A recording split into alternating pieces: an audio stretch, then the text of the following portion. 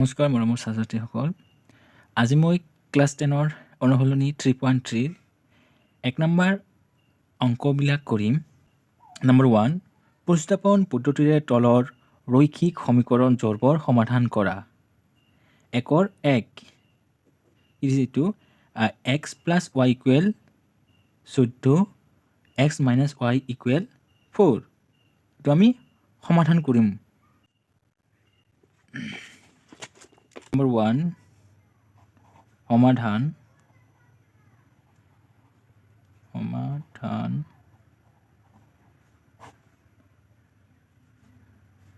সে নম্বৰৰ দিয়া আছে x plus y equal 14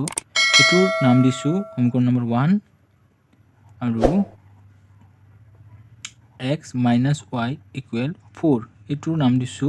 সমীকৰণ নম্বৰ 2। এতিয়া এই দুটাৰ পৰা 3 নম্বৰ এটা সমীকৰণ বনাব লাগিব। এতেকে 2 ৰ পৰা মই 3 নম্বৰ সমীকৰণ বনাই লৈছো। নম্বৰ 2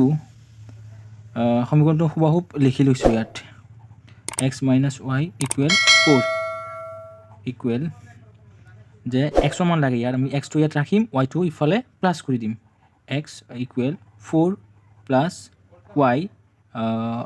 নাম দিছো মই সমীকৰণ নম্বৰ 3। এতিয়া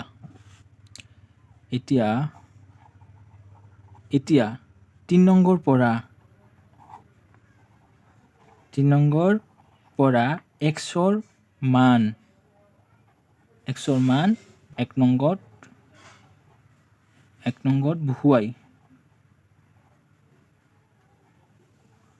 বহুৱাই পাও। 1 নম্বৰ সমীকৰণটো মই লিখি লৈছো ইয়াত x plus y equal 14 x ৰ ঠাইত এই x ৰ মানটো বহাই দিম 4 plus y তো কি x ৰ মান আছিল আৰু plus y equal 14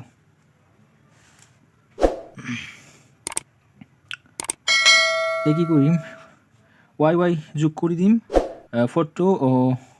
সোঁফালে লৈ যাম 2y equal 14 minus 4 হৈ যাব y টো থাকিব 2 টো y লত পূৰণ হৈ আছে সোঁফালে ললে হৰণ হৈ যাব 2 টো হৰণ হ'ব তুমি 14 ৰ পৰা 4 বিয়োগ কৰিম 14 পৰা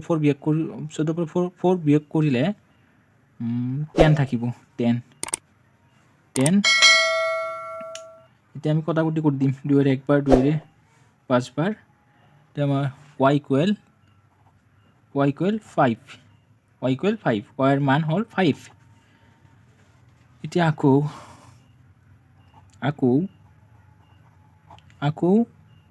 y ৰ মান 3 নম্বৰত বহুৱাই পাও y ৰ মান 3 নম্বৰত বহুৱাই পাও 3 নম্বৰ সমীকৰণটো লিখি লৈছো এটো 3 নম্বৰ সমীকৰণ আছিল এটো 3 নম্বৰ সমীকৰণ আছিল 3 নম্বৰ সমীকৰণটো এবাৰ লিখি লৈছো ইয়াত এটো আছিল আমাৰ 3 নম্বৰ সমীকৰণ আছিল এতিয়া আমি কি কৰিম y ৰ ঠাইত y ৰ মানটো বহাই দিম 5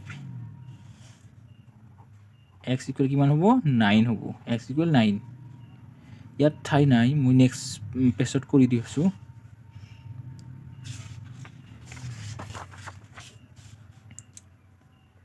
এটিকে নিৰ্ণয় x equal 9 আৰু y equal 5 এটো আছিল আমাৰ সমাধান কৰিবলৈ এতিয়া নম্বৰ 2 টো কৰিম এতিয়া 2 নম্বৰটা কৰিম 2 নম্বৰত আমাৰ কি আছে s minus t equal 3 আছে s divide 3 plus t divide 2 equal 6 এটো সমাধান কৰিম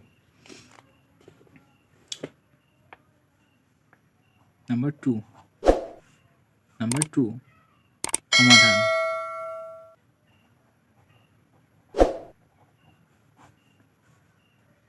s minus t equal 3 এইটো নাম দিছোঁ সমীকৰণ নম্বৰ 1 আৰু s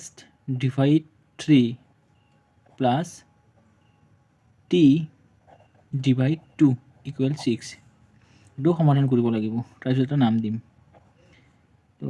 3 আৰু 2 উৎপাদক নাযায় সেইকাৰণে কি কৰিম পূৰণ কৰি দিম 3 আৰু 2 পূৰণ কৰিলে কিমান হ'ব 6 3 ৰে 6 হৰণ কৰিলে কিমান হ'ব কিমান বাৰ যাব 2 বাৰ যাব 2 ৰে s ক পূৰণ কৰিম 2s প্লাছ আছে প্লাছ সেম এইটো কি কৰিম 2 ৰে 6 হৰণ কৰি দিম 3 বাৰ যাব 3 ৰে t পূৰণ কৰি দিম পূৰণ কৰিলে কিমান হ'ব 3t ইকুৱেল 6 যে বাওঁফালে আমাৰ কি আছে 6 টো হৰণ হৈছে ইয়াৰ লগত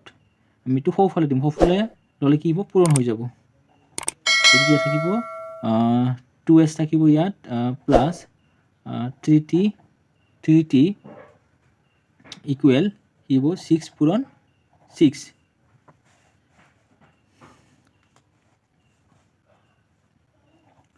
এতিয়া কি হ'ব তো থাকিব ইয়াত 2s প্লাছ 3t ইকুৱেল 6 গুণ কিমান হ'ব 34 হ'ব এইটো মই নাম দিলোঁ সমীকৰণ নম্বৰ 2 এতিয়া 2 আৰু 2 ৰ পৰা মই এটা 3 নম্বৰ সমীকৰণ বনাম মই এটা ল'ম মই 1 নম্বৰটা ল'ম ইয়াৰ পৰা 1 নম্বৰটা ল'ম এতিয়া কি কৰিম এতেকে মই 1 নম্বৰ সমীকৰণটো লিখি লৈছোঁ ইয়াত কি আছিল s মাইনাছ t ইকুৱেল 3 ইয়াৰ পৰা কি লাগে s ৰ মান লাগে মই t টো কি হৈছে বাওঁফালে আমাৰ কি হৈছে মাইনাছ হৈ আছে সোঁফালে ল'লে কি হ'ব আমাৰ প্লাছ হৈ যাব s ইকুৱেল 3 প্লাছ t এইটো মই নাম দিছোঁ সমীকৰণ নম্বৰ 3 এতিয়া কৰিম এতিয়া 3 নম্বৰ পৰা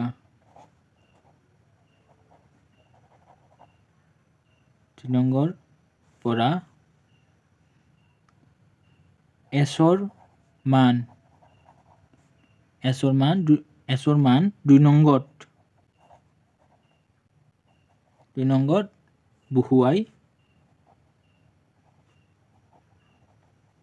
বহুৱাই পাওঁ এতিয়া মই 2 নম্বৰ সমীকৰণটো ইয়াত লিখি লৈছোঁ এবাৰ 2 নম্বৰ সমীকৰণটো আছিল কি এইটো আছে 2 নম্বৰ সমীকৰণ এটা আমি লিখি লৈছোঁ এবাৰ কি হৈছে যে 2s প্লাছ 3t ইকুৱেল 36 এটা আমি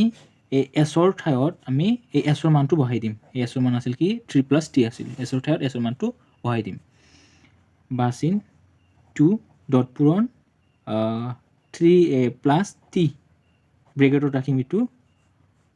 আৰু কি আছিল ইয়াত প্লাছ 3 আছিল 3t আছিল প্লাছ 3t ইকুৱেল 36 ইয়াত ঠাই নাই মই নেক্সট পেজত কৰি দি আছোঁ ইয়াত কি আছিল বাচিনৰ তলতলে বাচিন দিম 2 আছিল 2 কি হৈছে 3 লগত এবাৰ পূৰণ হৈছে t লগত এবাৰ পূৰণ হৈ আছে 3 লগত পূৰণ কৰিলে হ'ব 6 আৰু t লগত পূৰণ কৰিলে কি হ'ব প্লাছ 2t হ'ব 2t আৰু আমাৰ কি আছিল ইয়াত প্লাছ 3t আছে ইয়াত ইকুৱেল 36 2t প্লাছ 3t এইটো প্লাছ কৰিলে কিমান হ'ব 5t এইটো কি আছিল 6 টো সোঁফালে লৈ যাম সোঁফালে ল'লে কি হ'ব আমাৰ মাইনাছ হৈ যাব ইকুৱেল 36 ইয়াত কি হ'ব 5t লগত কি হৈছে পূৰণ হৈ আছে যে সোঁফালে ল'লে কি হ'ব হৰণ হৈ যাব ইয়াত আমি কি কৰিম t টো ৰাখিম ইয়াত ইকুৱেল 5 কি হ'ব ইয়াত হৰণ হৈ যাব 36 ৰ পৰা 6 মাইনাছ কৰিলে 30 থাকিব ইয়াত কি হ'ব কটাকটি কৰিম 5 ৰে এবাৰ 5 ৰে 6 বাৰ ইয়াত কি হ'ব t ইকুৱেল 6 t মান হ'ল 6 এতিয়া s ৰ মান লাগে আমাৰ এতিয়া আমি কি কৰিম 3 নম্বৰ সমীকৰণত t ৰ মানটো বহাই দিম 3 নম্বৰ সমীকৰণত কি কৰিম আমি t ৰ মানটো বহাই দিম আকৌ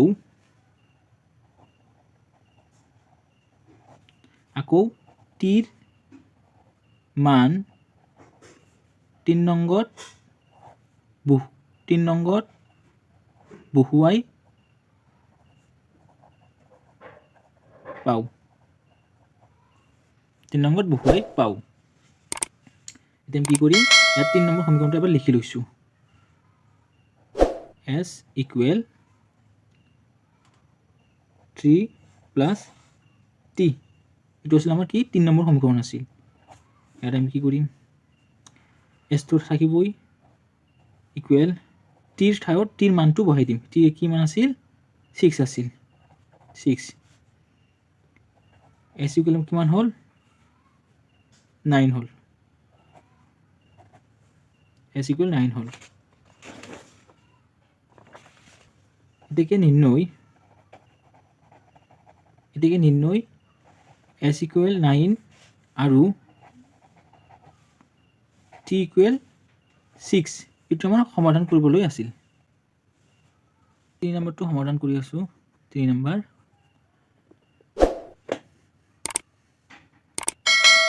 নাম্বাৰ 3 সমাধান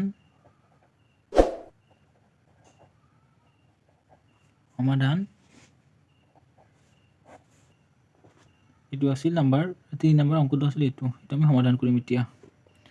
প্ৰশ্নত কি আছিল আমাৰ 3x - y equal 3 এইটো মই নাম দিছো সমীকৰণ নম্বৰ 1 আৰু 9x - 3y equal 9 এইটোৰ নাম দিছো মই সমীকৰণ নম্বৰ 2 এতিয়া এই দুটাৰ পৰা এটা লৈ 3 নম্বৰ এটা সমীকৰণ বনাই লম এতেকে 1 নম্বৰ পৰা মই 3 নম্বৰ এটা সমীকৰণ বনাম নম্বৰ 1 সমীকৰণটো এবাৰ লিখি লৈছো মই ইয়াত 3x - y equal 3 y টো কি হৈ আছে ইফালে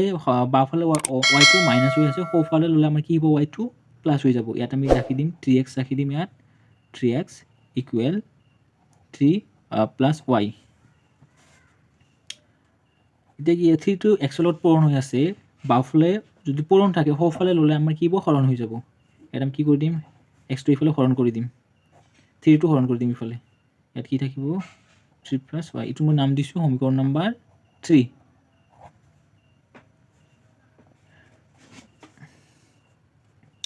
এতিয়া 3 নম্বৰ পৰা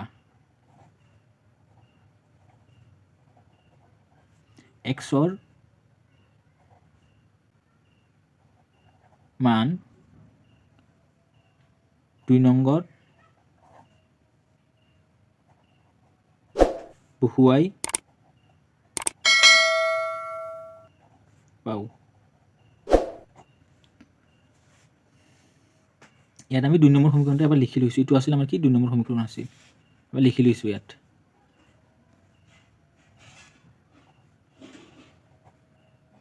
কি আছিল 9x - 3y equal 9 আছিল এইটো ইয়াত কি কৰিম x ৰ ঠাইত কি কৰিম এই x ৰ মানটো বহাই দিম ইয়াত এইটো আছিল আমাৰ কি x ৰ মান আছিল এইটো